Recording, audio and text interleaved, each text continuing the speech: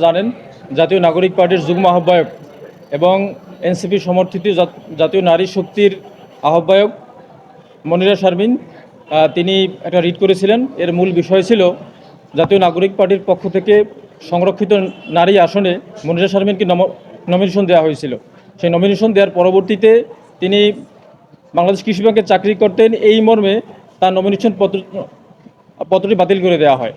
সেই বাতিলের বিরুদ্ধে তিনি আবেদন করেছেন। সেখানেও ইলেকশন কমিশন তার নমিনেশন পত্রটি আপিলেও বাতিল বহাল রেখেছিল। তার প্রেক্ষিতে আমরা বাংলাদেশ সুপ্রিম কোর্ট হাইকোর্ট ডিভিশনে রিট দায়ের করি। সেই রিটে আজকে রুল জারি করেছেন। এখানে আমাদের মূল আর্গুমেন্ট ছিল যে আরপিও অনুযায়ী মনিরা শারমিন এখানে একজন বৈধ প্রার্থী। কারণ হলো আরপিওতে বলা আছে যে যদি কেউ রিজাইন করে এবং যদি কেউ রিটায়ার্ড হয় তারপরে 3 বছর অতিবাহিত না হলে তাহলে তিনি এমপি হিসেবে নমিনেশন পত্র সাবমিট করতে পারেন না। কিন্তু মনিরা শারমিন এখানে নিয়ম অনুযায়ী এবং আপনার কৃষি ব্যাংকের বিধি অনুযায়ী তিনি 3 মাসের বেতন জমা দিয়ে তার সার্ভিস টার্মিনেট করেছেন। সুতরাং মনিরা শারমিনের পক্ষ থেকে তার চাকরিতে ইস্তফা দেয়া 3 মাসের বেতন জমা দিয়ে সেটা আরপিওর ওই বিধানের আওতায় আসে না।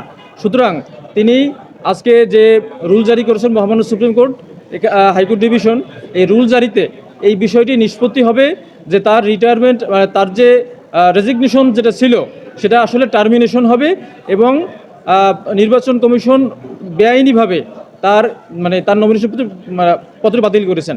এবং এখানে মূল আইনের যে বিষয়টা সুপ্রিম কোর্টকে আমরা দেখাতে সক্ষম হয়েছি, হাইকোর্ট ডিভিশনকে, যে মনিরা শারমিনের যে পদত্যাগ পত্রটি ছিল সেটা আসলে একটা টার্মিনেশন ছিল, সেটা সরাসরি একজন এমপ্লয়ির পক্ষ থেকে, এবং এইটা আরপিওর সেই বিধিনিষেধের মধ্যে পড়ে না। সুতরাং মনিরা শারমিন একজন বৈধ প্রার্থী এবং এই নির্বাচন কমিশন অবৈধভাবে তার নমিনেশন পত্রটি বাতিল করে একটা বেআইনি কাজ করেছে এবং তাকে এমপি হিসাবে শপথ নেওয়া থেকে তাকে বারিত করেছে।